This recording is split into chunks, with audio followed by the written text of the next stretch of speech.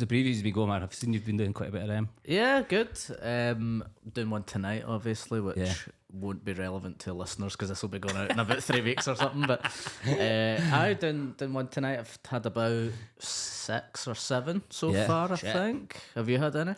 I'm doing a few this month. Nice. Is it your debut this year? No, I'm just going to do it I'm saying I'm doing a preview. I'm just essentially just putting all the club set bits in one 50-minute show. Right. So there's literally no pressure on me to get a fucking preview right this year. Aye, but it's still good to practice. Yeah, that's it. Because then when you try and piece them together and you're like, there's a 20-minute bit, there's a 20-minute bit, let's see if they could work. Aye. So I'm just trying. So I've got 4 of them this month. That's good. I always like to, because obviously weekends will be best, but I like doing afternoon shows because my show at the Fringe is 1:30 in the afternoon, so I want to practice for those kind of people. Yeah. So I've been trying to do 4 o'clock shows and stuff, which is a bit of a different vibe, but I quite like it. Do you prefer the early afternoon ones? A wee bit, it's kind of chilled out. I like it. I think just pure that I get the fucking dregs of the timings. I always end up 10 o'clock at night. Aye. So I've not just become used to that. Aye, I would rather early in the afternoon than 10 at night. Even though 10 at night sounds like more of a good time for comedy. Yeah. I just hate hecklers and stag do's and stuff like that. Oh my God, I had a gig last night in Aberdour. Right? Where was that again? In Fife. Fife, aye. Weirdly, man, I don't know how this came out of the blue on Thursday night. Scott Agnew texted me, be like, hey, do you want to open for Gail Porter in Aberdour on Friday night? And I was just like, I don't have anything to do. I've not got an excuse for this. And I was like, this sounds like it'd just be a mad gig. I was like, fuck it, let's do it. 2 of the most insane women in the front row, just fucking heckling the whole time. Really? The whole room behind them was just burning eyes in it. For you or for the whole show? For the whole show. Oh, for the whole show. They were all because Aberdour is quite a small wee village, and they were like, we don't even know who these people are. After the show, we don't know who they were. These came from Kirkcaldy or something like that. Who are these people? Honestly, it felt like they were all just kind of looking down their noses at them, and they were fucking talking the whole way through. People were squeezing them in the back, please can you be quiet? And they were like, ah! Really? Just put everything. So those people who think it's part of the show to be talking, I don't even think they're being malicious. They're not trying to say that you're doing shit or anything. They just thought the whole show was for them. Aye. It was so. Gail Porter comes out and she goes, oh, give me a cheer who's been sectioned. And these 2 women in the front row went, yeah. And I was just like, oh, fucking hell. And I was like, she's pretty early on in comedy. Aye. So she's never had to deal with it. So they just talked the whole way through her set as well. And I was just like... So Gail Porter, I'm correct in saying it's the Gail Porter? Yeah, I don't know when she started doing stand-up. I think it's been recently. Really? The TV presenter. Really? Yeah, honestly. Why would you, this far on in your career, might think I might start doing stand-up at this point? That's crazy. Mad, but she was fucking annoyingly, she's got so many mental stories from being she was projected onto the side of Houses of Parliament, naked when she was in her FHM days. And she's talking about that on stage, and I was just like... Was she in FHM? I don't even know what... I know the name and I've heard people talking about her, but I don't know what she's famous. George, can we bring her up? Have you got her there? Can you chuck her on the big screen? Let's do it. Gail Porter, let's break this down. So she's an FHM model. I think she was a children's TV presenter. Right, okay. Those two go hand I remember she was a show called Fully Booked. Right, I kind of recognise that. And then she just comes out and she talks about how she's kind of people always think she has cancer and everything like that. Right. Mad stories. So you can tell she's just she's on a bit of a winner because they're just insane life stories. Aye. She doesn't really need big punchlines if it's just she's funny, true stuff. Yeah, she's doing that. Meanwhile, these 2 women from Kirkcaldy just fucking chipping in the whole time, and the whole room is just shut up. Fucking hell. Just shut the fuck up. I hate that, man. How did you do? Were you alright apart from those 2 The mic stopped working for me as well. Pretty good gig then. Last gig, mate. One of my favourites. The best of the year. And it was... I had the mic down here, and I was still giving feedback, and I was just right. I was moving it out there, and when you're trying to give a bit of authority that you know what you're doing. Yeah. It was I was losing all authority with the room. I couldn't work this mic, and I was he had it over here, and I was moving away from the speaker, still trying to do material, and I was I just eventually had to just put the mic on the carpet. Yeah, just shout at them. Yeah, and I was just it was so uncomfortable. How many people were we talking? About 60. Right, I thought Gail Porter would have been pulling in more than that. Well, I think it's just a wee small room in the back of a pub in Aberdour. Why is she doing that? It's bizarre. So many weird things in this, mate. Honest to God. So many questions. Everyone was like, people were like, oh, like this is good. You'd be looking forward to this gig. I was like, I fucking found out about this gig 24 hours ago. Scott Agnew texted me at 10 o'clock on Thursday night about this, and then suddenly I'm here 24 hours later. So was he meant to be opening? There's so many. I've got so many questions, Stephen. Someone else is meant to be opening, and we don't know who. I don't know who it was. Right. Okay. Honest to God, man, it was such a weird gig. You know, I probably would have said no to the gig. I probably would have been, do you know what, Gail, you're on your own. I'm not doing it. Fuck, this sounds brutal. Did you Even know? if you told me that the mic is definitely going to work, I'm still out. Exactly. Even if it was like, did you know all this information beforehand? Then it was like a wee back room of a pub, and Yes. right. And Yeah. you knew, Part of me kind of went, this should be a mad story. Part of me, there's a part of my head that just kind of goes, fucking say yes. Yeah. And I had nothing else on. I was just going to stay on a Friday night, so I thought, let's go for it. Why not? Is that what are you kind of like that, where you would say yes to weird experiences because you think it'll give you material? Oh, 100%. Aye, is that? That's how I live my life. I used to do that. I used to want to do that, and now I'm just like, I think ever since like COVID and lockdown, I'm just been like, I want to just sit in my house. That's what I prefer doing. Well, I've now just turned so boring in the last like year or so. I can't remember, I was saying this a few weeks ago, like I need a hobby or something. Aye. Because all I'm doing is just gigging, podcast, gigging, and I was just like, fucking, this is so You boring. need some more life So then, experiences. fuck, Gail Porter comes out the mix, and I'm like, I'm there.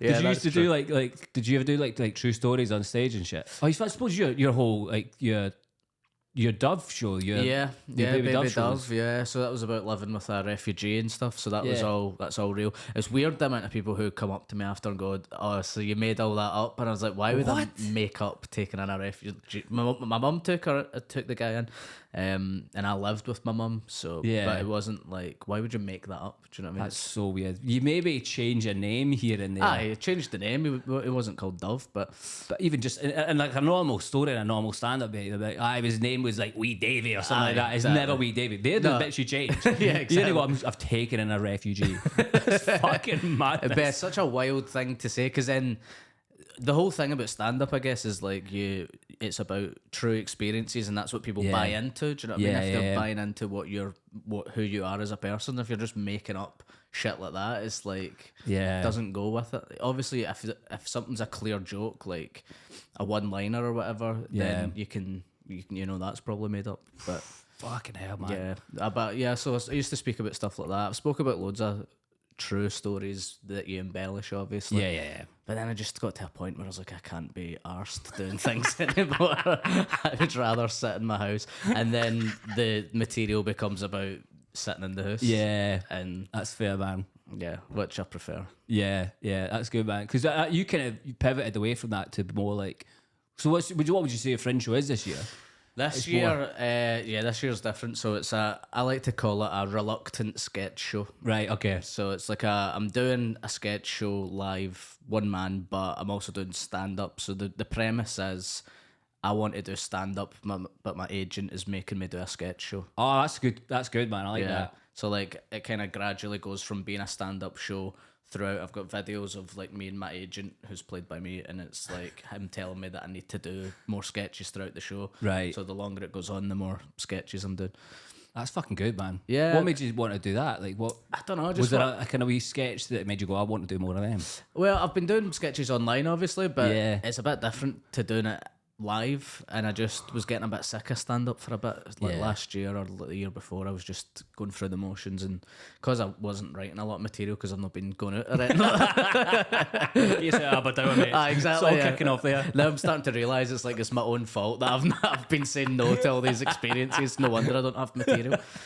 So I've resorted to having to make up premises for like sketches, and then I thought I'll try this out live. Done like a work in progress last year at the Fringe, which was fun. It was good, but this time it's got like that was just doing sketches with no structure or anything. Right. This year I've got a wee story and all that. That's good, man. I like that. Yeah. Was the Monkey Barrel as well? Monkey Barrel, half one. Class, man. Yeah. That's brilliant. Every day. Well, apart from the 16th. Yeah. We day off in the middle. I have given myself both Mondays. Have you? Yeah, That's a good fuck idea. Mondays. I do the 2 for 1 the start of Aye. Monday, but Yeah. after that, Mondays. I think that's a good idea. That a lot of people have been taking off two days off this year. And the last Monday as well. Never doing that. No, yeah, that's not even a question. Nah, Yeah. Gareth Watt always goes on about clean up, no one else does it. But you're still working Yeah, that last you're still Monday. doing it, You yeah. still have to get out of bed on that Monday. Aye. When that's the last thing I want to be doing on No, that day. 100%. I'm not doing that Monday. Fuck that. No. Yeah, I'm all in the days off. Aye. Do you? So you're doing the full run? Aye. Yeah. And it's your first sort of 15-minute show. I did a kind of 40 last year, and to be honest, it's probably about 40 minutes worth of material. I'm really selling this. Right down the barrel of the camera, 40 minutes of material, 10 minutes of crowd work. Nothing wrong with that. It's about that. So yeah, I think I might try and do something a bit different next year. But Right. yeah, for now, it's just like a bit of club set, just fucking about. No, I think a lot of people prefer going to stand up and just seeing funny stuff rather than a big story. I say that I've got a mad story in mind. Do you actually? Well, kinda. There's a structure to it, Right. and there could be a big twist at the end. Oh, I don't want to spoil it, and guys, you need This to is come how and you see sell a fringe show, by the way. 10 minutes to of come and crowd see work, and you're like, there's a twist. it. The twist is the guy in the front row's a pedo. You know? Every show. Every time. It's not really a twist. I actually bumped into your pals. Yes, they said this as Yeah, well. last week. The Arctic Monkeys. Arctic Monkeys. Well, my mate basically, I said to him, I was like, how did you even know them? I didn't even know you knew who Stephen and Mark were. I think, I don't know if he's listening to the podcast or whatever. I think he but, must have been. it was just like, you do that podcast, and then he was like, I'm Ralph's pal from school or whatever, and then it was Yeah. a few of your pals and stuff, so I was talking to him for a wee bit. We're using the VIP bit. Aye, of course, which was shite. It wasn't even. I thought it was a bit where you watch the Arctic Monkeys from. Yeah. It wasn't. It's like literally a wee bit that you go in and you can like go to a different bar, and it's the queue is longer than the normal bar because like everyone thinks you should go to that one. So it was. Yeah, wasn't worth it. Right. But we got free tickets, so That's class. Yeah, I think they all got them because one of my mates works in like events. all right. So she just gets people free tickets and For the gig for a lot of gigs and shit like Alright. that. So we fucking always ducking about getting me free tickets here and there. That's I've good. taken her up on one. I went to see Elbow at the Castle. Right, aye. Not even that big an Elbow fan. I know. I could name you one. No, I don't even know. I don't even know what the song is. What's called the like big one? No, not Perfect Day. Great Day. Is No it? idea.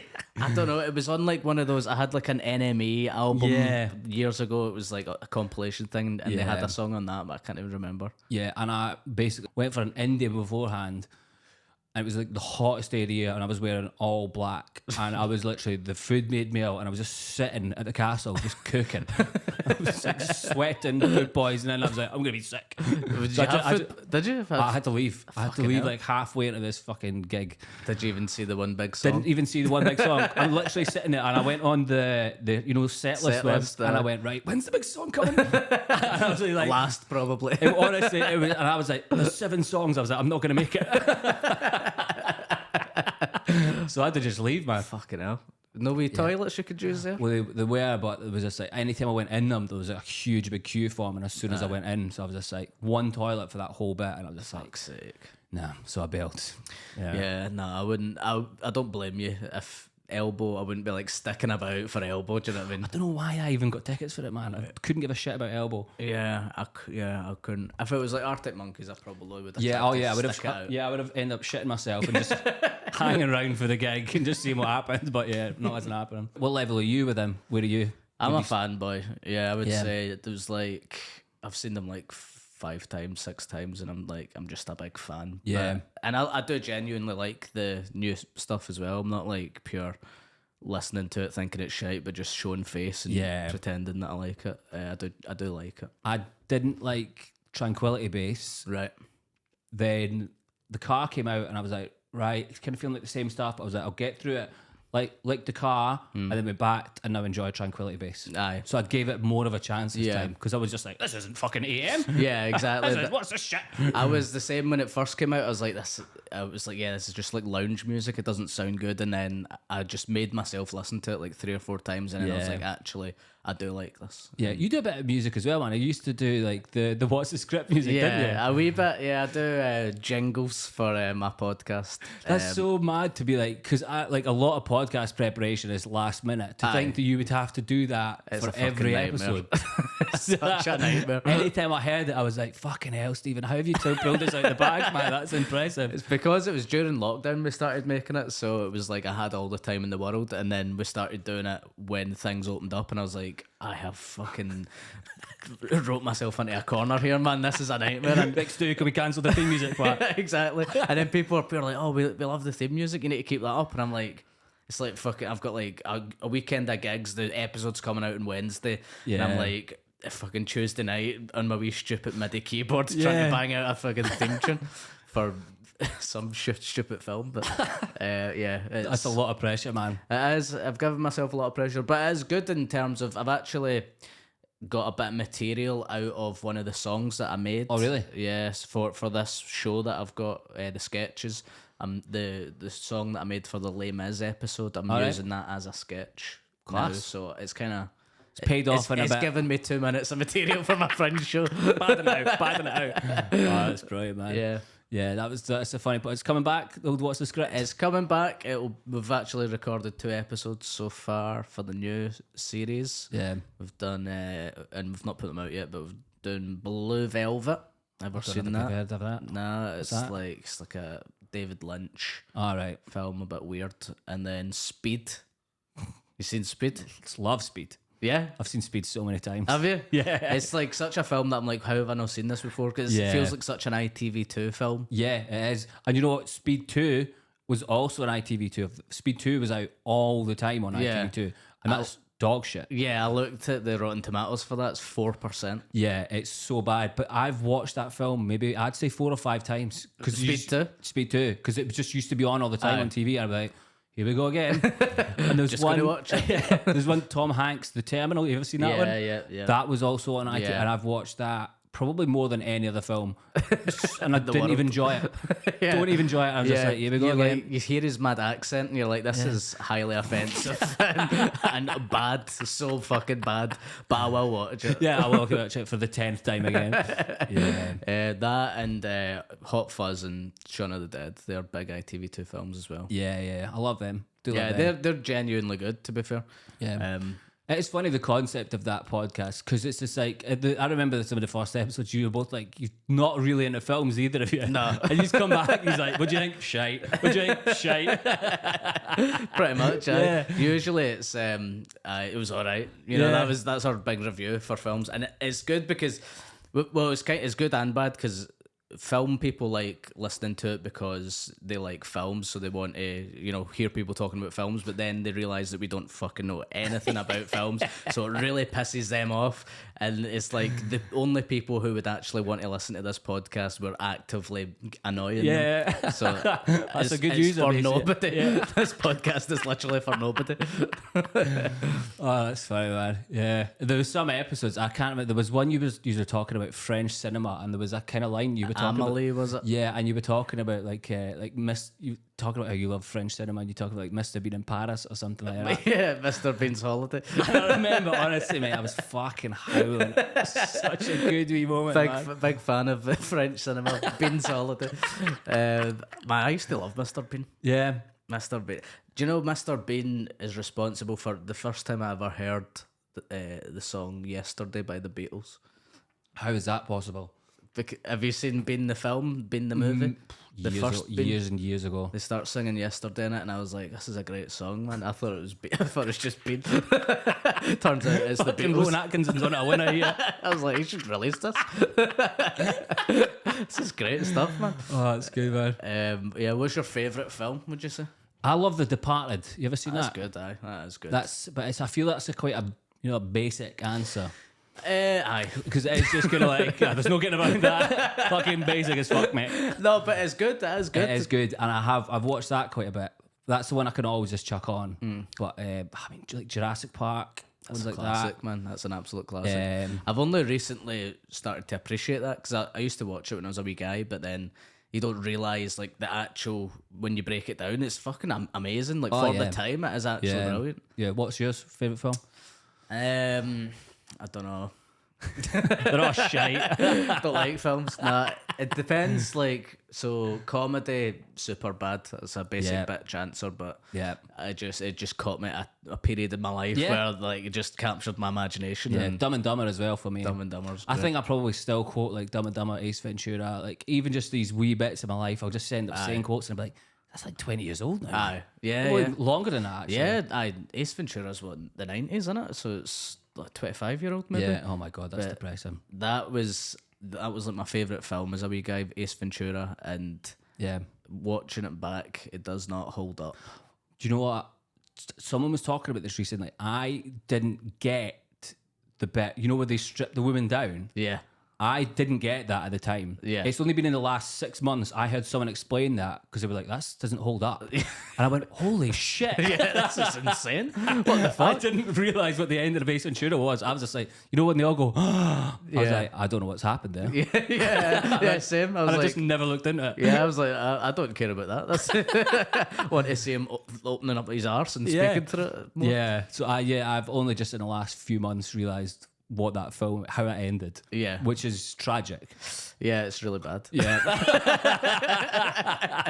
But I feel like I'm turning into one of those old guys who's like, I don't care anyway. It was good. Like when you're a wee guy, you're watching it and you're like, this is my childhood. So it's like, you know, who cares? But it is terrible. It really is. I watched a film when I was a wee guy. Have you ever seen 40 Days and 40 Nights? Who's in that? Josh Hartnett and... don't think I've seen it now. The lassie from A Knight's Tale, I can't remember, but basically the premise is the guy can't come for 40 days and 40 nights, right? That because he's like a sex addict or whatever. So he's like trying not to come for 40 days and 40 nights. Wild premise, right? But it's a bit of fun, bit of stupid fun. Then at the end of the film, his ex has put on a bet that he won't last the 40 days and 40 nights. Right. So he's got this bet going on. The last night of it, to win the bet, the ex rapes him. What? And it's like a fun rom-com. It's like he's asleep and she goes in and shags him while she's asleep. And it's not like this was a terrible thing. It's like I've won the bet and he's like, oh fuck, jeez Louise, she's won the bet. I can't believe it on the last night.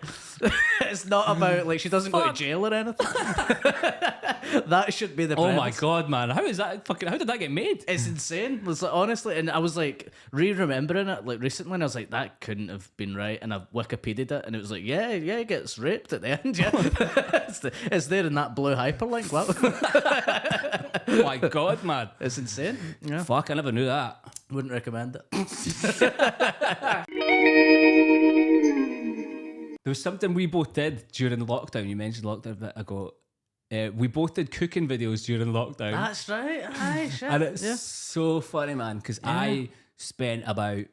There's an early episode of this podcast where I basically said like how much time and effort I put into this. Yeah. Like I'm not joking, about 3 weeks worth of editing went into this cooking video, mate. And the day I went to put it out, I opened up my Facebook to be like, I'm gonna put this in the video, and you'd put out the butter chicken one. Sorry, man. And it looked like you had knocked it out in about half an hour. Yeah. Thousands of views. I was like BBC funded, I think, and I'm honest to God, I was just devastated. Sorry, man. And the thing is, butter chicken's one of my favourite meals as well. I imagine that was the recipe you'd spent 4 weeks on. Honestly, I was just like, oh my God, I can't believe that. Because you'd literally just you did it the better way of just like punchy. Then put this, did it, and wee bits in between. It was like a minute long or something, like a minute and a half. Mine was about 18 minutes long. I'd used all these different camera angles. I was like cooking at like 3 a.m. Oh man, just trying to get everything right. And honestly, and I saw yours and I was like, fair play, Stephen. You fucking got me there. I'm sorry, because I remember that you'd done that, and I was worried that you had been putting them out, and then I'd just like put it in the back of my memory and like, oh, have I copied his idea? And I was pure panicking, but then I was like, nah, I think it was like pretty much the same time kind of thing. Yeah, because I was just like, I cannot fucking believe it. So I was like, well, I can't put it out today. So I was like, right, I'll just wait about a week and I'll put it out in about a week. And then the day I put it out, I didn't know this at the time, that it was the day that everyone was like, do not post on the internet because of George Floyd. Oh, the Black Square day. And I put it out that day. Arguably, that's the perfect day to put it out. 'Cause No one else was putting out content. everyone in the feed's just Black Squares is boring. Then you've got, hey. Here's me doing a Thai chicken soup. So I've seen you since. I was like, I keep meaning to bring it up, and I was just like, that was a fucking absolute nightmare of a time for me. Yeah, no, I can only apologise for that. But it's weird that we both went to cooking. Like, that's the thing. Because I felt like you had to have something that you focused on during lockdown. Yeah. Was that your thing? Did you like to cook? I probably just before lockdown I didn't, but then I started getting into like Gustos and shit like that, and I was just like, that was the only way I could eat during lockdown because the shops were empty. Yeah. And Big fan of Gustos and stuff. yeah, I love that. Makes shit. you think that you're being a chef. Yeah, but if you said, right, here's some vegetables over here, make that, I go, well, I don't know how to do. I don't know how to do that. Give me the instructions. Yeah. Give me 8 bullet points and I'll do it. But So what the recipe that you put out, was that just a thing that you'd seen online, or was it? it was a Gusto. Was it? It was a Gusto. So you're literally reading from a wee Gusto recipe yeah. and you're filming it. That's good. I still remember it. It was called a chicken laksa. Oh, I like And, a chicken laksa. And I'd never heard of it before, and that was it. That was my big online debut, because I was just like, I was so like, I'd never put anything out online before then. So this was me. I was just kind of like, right, okay, let's do a cooking video. Let's fuck all this. It's quite nerve wracking the first time you're about to do it. Oh my god, mate, I was shitting it. Yeah. Absolutely shitting it. And so then I finally put it out, and I was just like sitting there refreshing YouTube and everything like that. It's like 1 view in 24 hours. And it's just yourself. Yeah, like, just me refreshing it. Yeah, it's quite nerve wracking when you do it. Was that like for you when you started doing sketches? Have the nerves gone for you? Yeah, it's weird because it's a different feeling from doing stand up. I think like the first time you do stand up, obviously it's nerve wracking and stuff, and you get a bit used to it, and you've got that certain feeling before you go on stage. But when you're putting out a video, it's a bit like anybody in the world could see this, and anybody in the world can slag fuck out me for it. Do you know what I mean? It's out there, and even if I delete it, someone could have screenshotted it or recorded it or something. Yeah. So once it's out there, you're never getting it back. Basically, at least at stand up, it's 50 people, and if Instant feedback. yeah, You instant know if feedback. it's bad or if it's good. Yeah, exactly. Which I don't know is sometimes it's like. It's kind of a blessing and a curse, because if it's good if people are liking it, obviously live, and then if they're not laughing, at least you know. But it's also a horrible feeling. But like in lockdown, I've done Zoom gigs where the worst Zoom gig I've ever done was when no one had a camera or a mic on, like none of the audience. Literally, it was a black screen. I was doing stand up to, and it was like that Schrodinger's cat kind of thing. Oh my god! I could be having the best gig of my life or the worst gig of my life. I literally don't know. Did no one type anything in the chat or anything? Nah. Holy shit! Nothing. And you know what? Maybe they did actually, and I was like, I'm not even looking at the comments, because I think that'd be worse, reading a heckle. Oh yeah, shite, mate. Imagine reading a heckle. At least if someone is saying it to you, then you can handle it. Yeah, if you're like, let me see what you're saying. Oh. Shite. What? Feedback from Sandra. Okay, yeah. Okay, great. Yeah. Thanks, Sandra. Let me just put you down in the comments. Fuck here. yourself, hen. Awful, man. Yeah. Really bad. Did you ever do Zoom gigs? Yeah, I did one with Monkey Barrel, and it was like a smack talk. It was it was meant to be a roast battle, but then it changed into like a topical like news show where they give you the brief and everything like that. Yeah. And so it was broadcast like live into Monkey Barrel, the one up there. And I think the only people that actually watched it were the people sitting in Monkey Barrel.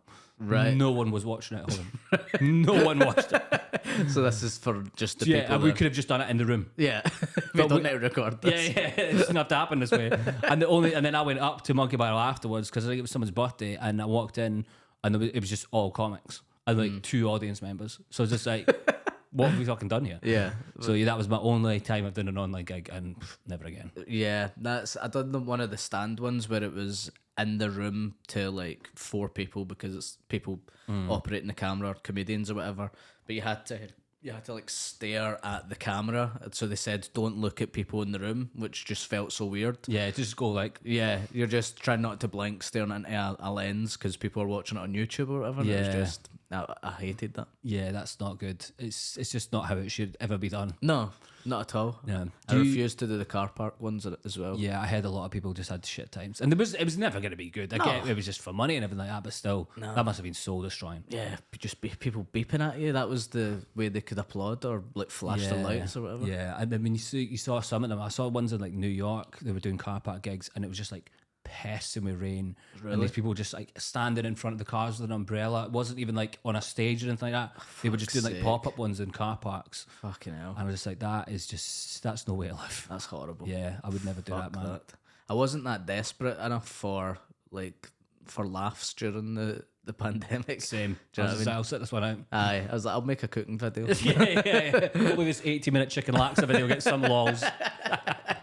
When you talk about like the online comments, do you ever like read the online comments and anything like that? Is it tough to avoid? Yeah, sometimes, man. It's I'm really bad for reading them and then letting it ruin my day. Because it's like maybe 99 out of 100 are positive, and then it's one. And it's like in stand up where if there's one person folding their arms, that's the one person you focus you can't on. stop looking at them. Yeah, exactly. And it's the same with comments. It's like if one person, even if they're like, wasn't as good as your last video, I'm like, what the motherfucker?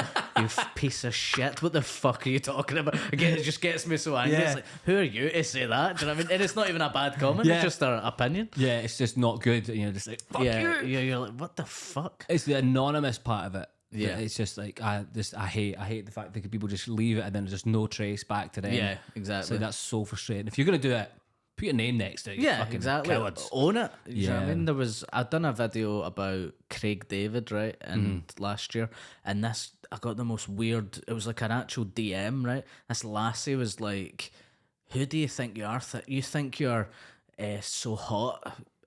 People think that people want to shag you." And I was like, what? She's like, I saw your Craig David video and you think people want to shag you. Don't even think about screenshotting this and showing people. And I was like, I fucking will. I will. I'll 100% do it. One day I'm going to be on the Brown Jewels and tell everyone, pal. I'm waiting for my moment and this is it. I'm calling you out. Calling you out. Fucking, I couldn't believe it. What I a was nut like, job, man. yeah, it's like, what? One, even if I was like, that's like body confidence. That's a good thing now. Do you know what I mean? Yeah. Two, that wasn't anything to do with the video. Yeah. At all.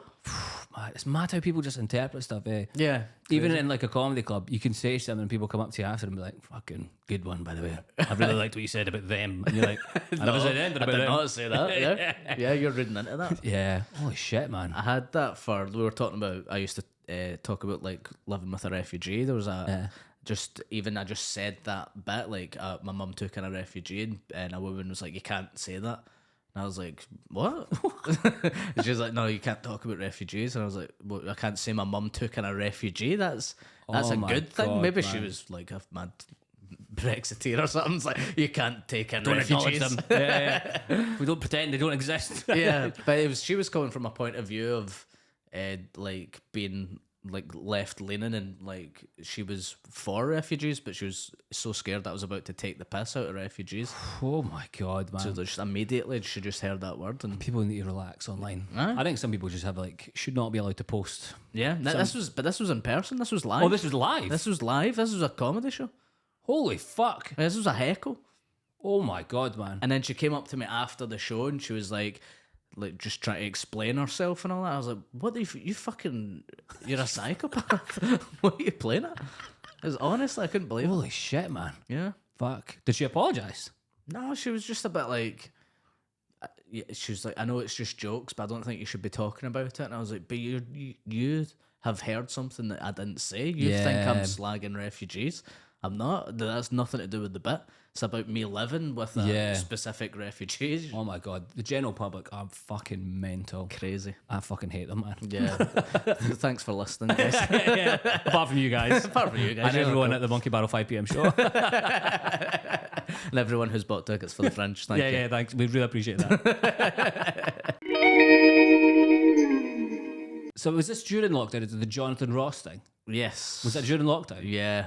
How did that come about, man? That's pretty cool. That was cool, but it was like, so it was like my agent got me it, but it was my first gig since lockdown, basically. right. Apart from the stand gigs where there's 4 people there in the room. So it was a TV gig in front of Jonathan Ross. He's literally sitting in a chair beside the stage. Yeah. Felt like a fever dream. It was bizarre. I hadn't done stand-up in a room for 3 months. My first gig back is to Jonathan Ross and like 60 people wearing masks in this huge studio, and it was weird. The set was like 3 minutes, a 3-minute set. So you know the classic 3-minute set. Yeah, we all do 3 minutes all the time. Yeah. So it was bizarre. It was one of the most nerve-wracking experience. Like I couldn't sleep the night before, so I had 1 hour sleep. I had to get a flight from Glasgow to London at like 6 a.m. or some shit. I had 1 hour sleep. Oh my god! It was just all such for a 3 weird, minutes. Aye, for 3 minutes down there. Shit. Bizarre. What was he like? Was he pretty sound? I only spoke to him like briefly, but he seemed cool, man. Yeah. He seemed alright. He couldn't say my second name. He said Stephen Buchanan or something. It was like something weird, like Such a straightforward surname. How you getting that wrong? It was like, he said something. I can't even remember the way he said it. It was like Buchanan or something like that. Buchanan. Yeah, something weird. And I was like, oh, they'll edit that out. You should have called him out on that. Like, fucking Buchanan, you prick. Nice to be here, thank you. Imagine that. Imagine the balls that would take I know. slagging Jonathan Ross on his own show. I know they'd be like, well, he's never coming back. Cutting him from the show, 100%. Shit, man. And did that go out on like ITV or was it? ITV, yeah, it was weird. It was cool, but Could you bring yourself to watch it? I did. It turned out all right, but I was cringing a wee bit, and I wasn't happy with my clothes choice for it. That was really? That was my main thing. What'd you wear? I wore a big baggy jumper, Right. and I thought it would have looked cooler, but on stage it looked on camera it looks awful. Just looks like a wee guy who's wearing his dad's jumper or something like that. That was my one main regret. Oh my god, man! Fucking, was everyone else like dressed like smart as well? Aye, everyone's Oh my dressed God. up for it up for this fucking big Baggy jumper. baggy jumper. It's lockdown, do you know what I mean? It's I've put on a None couple of the of clothes were pounds. fitting. Yeah. Shit, man. Had to buy this new thing, but I know it was a good experience. Just one of the most bizarre experiences of my life. Actually, one of the only times I could not try out material, but it was like my grandpa's funeral, like the week before it. So I done his eulogy. Oh my god! And I was like, at least I've got a bit of stage time before Jonathan Ross. I was like, should I slip in some fajita jokes or whatever? Oh my god! Have you done Old El Paso then? He was a great man. He was a big fan of Old El Paso fajita kits. What are they like, guys? Huh? Spicy dust, anyone? Oh fucking hell! That's pressure, man. Yeah.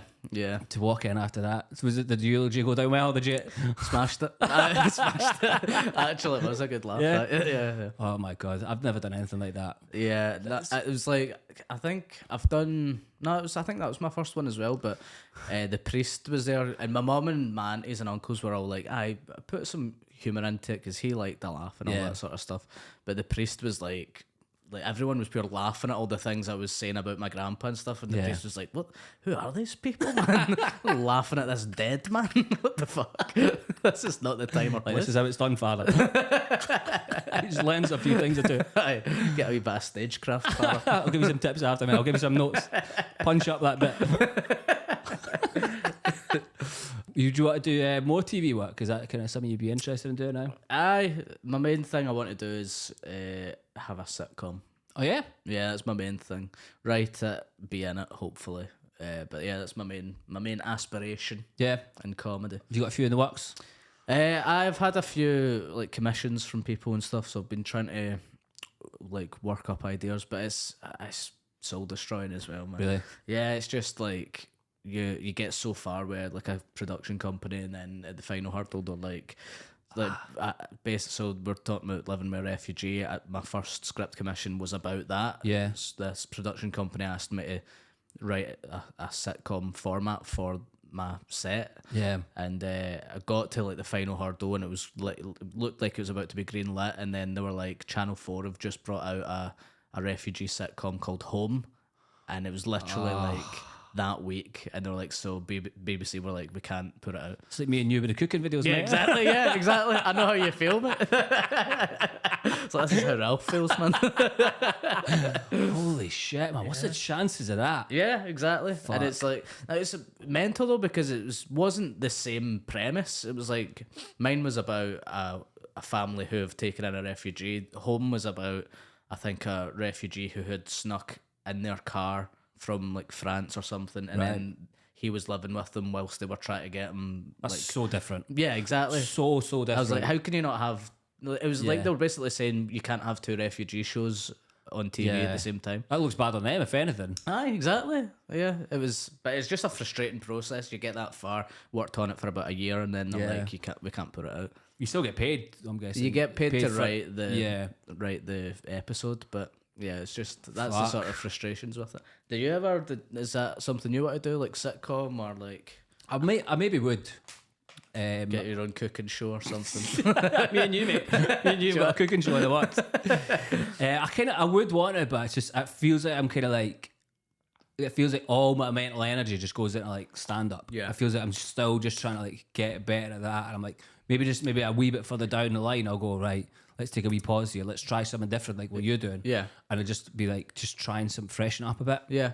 Because I would want to do that. I do love sketch shows. Aye. I do love all that kind of stuff. Anything like kind of like, you know, like Limmies, yeah. Aye. Everything like that. I'll watch that, and you see some of the sketches, you go, fuck, so I'd good. love to have done that. Yeah, 100%. But he's a prime example of doing it yourself. Like he was before even you know, Instagram and Twitter gave you the platform to put out sketches. He was like putting out things, emailing it. Like it would be like, I remember sketches that would get emailed about to you, like the birthday card one. I don't know if you've seen that from years ago.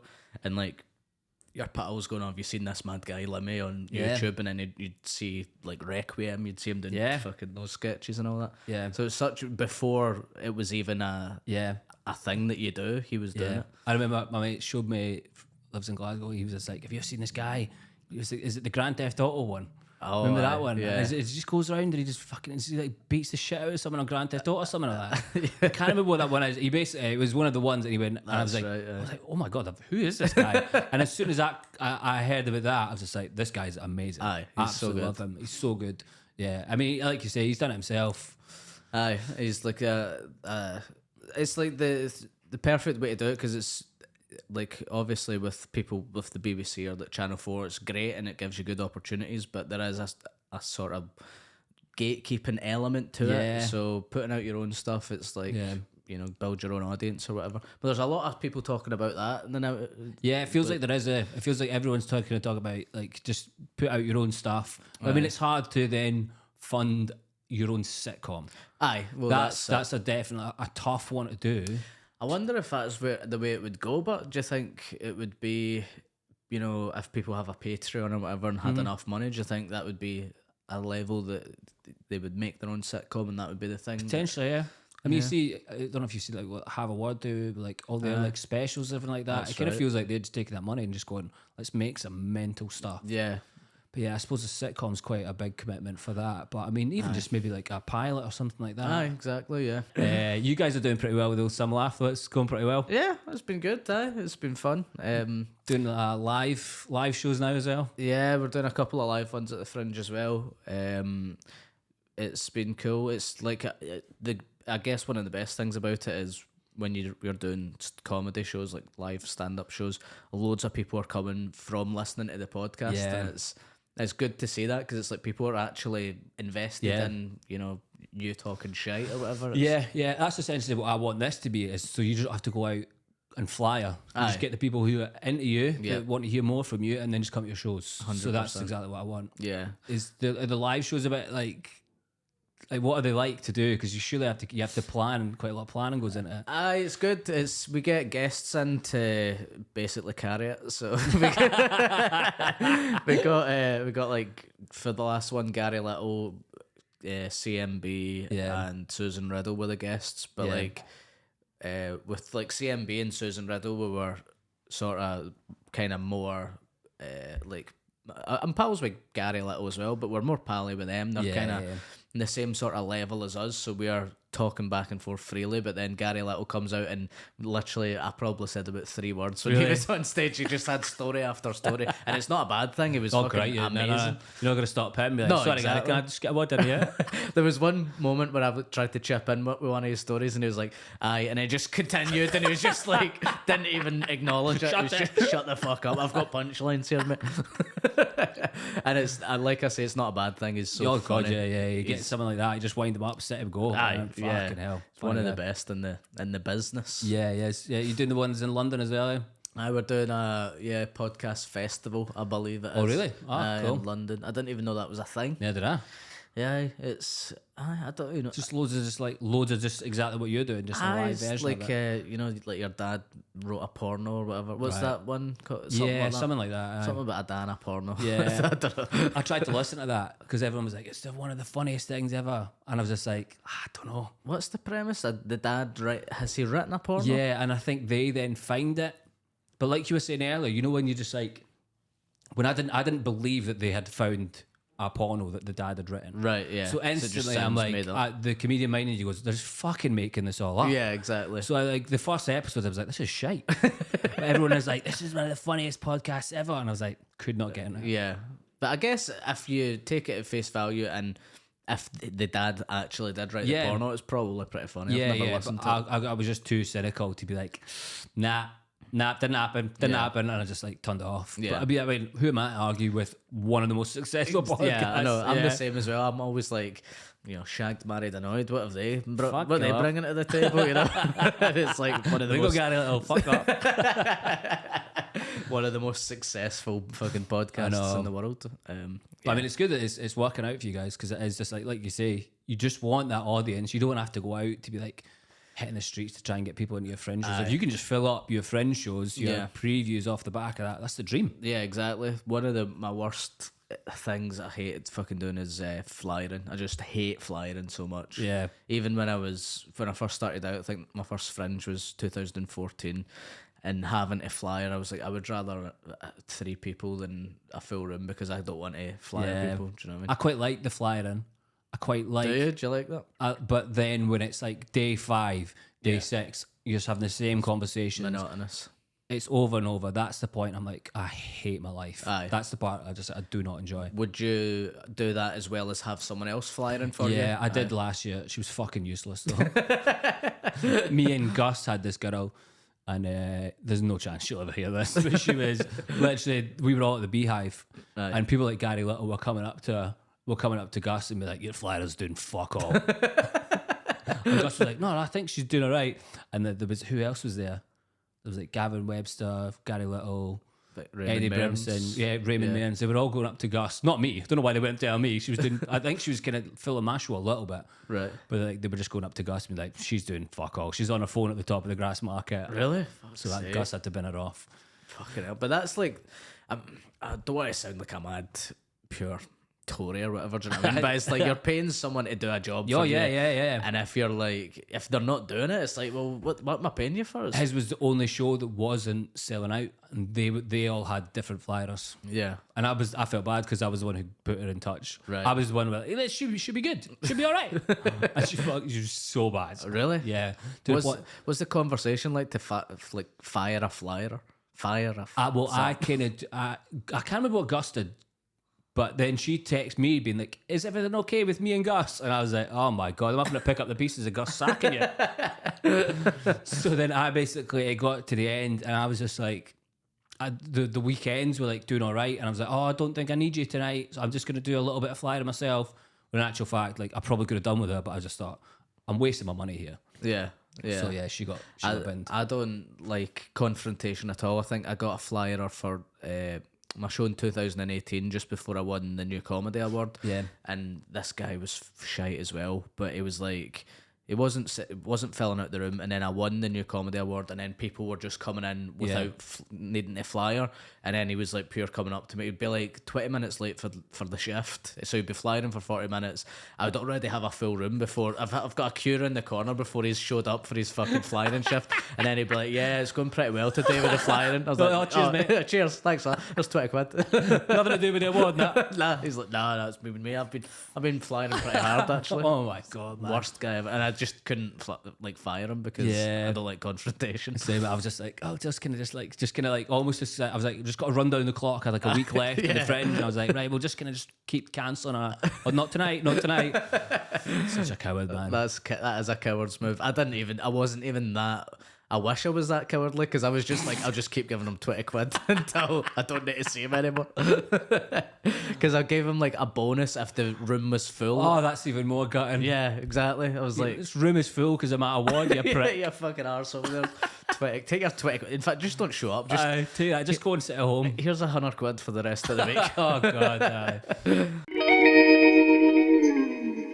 Cheers for coming in, man. There's one little final part. I basically just get guests to recommend someone else that they would like me to try and get on the podcast. So a comedian that you like, I will try and get on the podcast. Of course. So feel free to name anyone you like. Well, have you had on... I know you've had Stu on before. Stu. Have you had Jennings? Jennings, hopefully getting him in the Fringe. We're trying to get a wee date sorted for that. Cool. Yeah, I would say Jennings, CMB, Roscoe, if you had them. Yeah, again, we're trying to get all the Glasgow acts. Right. Those like Nelson and everything like that. Joe Heenan, I know he's not Glasgow, but there's loads of them who've been like, right, let's do it during the Fringe. Yeah. If you're during the Fringe, Adam Flood, he's great. Fuck yeah.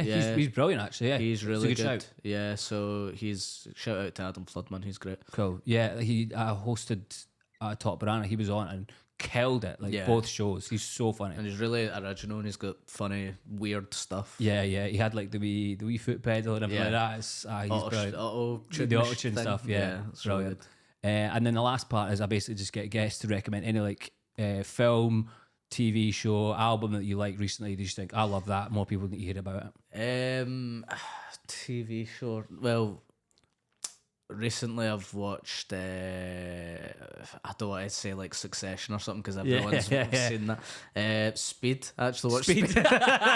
Watched Speed recently and it was pretty good actually. ITV2 know what they're doing. That Keanu Reeves is going places. He's going to be big. Sandra Bullock, man, she's huge. Class, man. We'll take that. That's your recommendation. Cheers for coming on, man. Had fun. Cheers for having me. I'll put all your links and that in the ticket show, but I don't think you need help selling them out. But no, cheers, man. Cheers, mate. Cheers.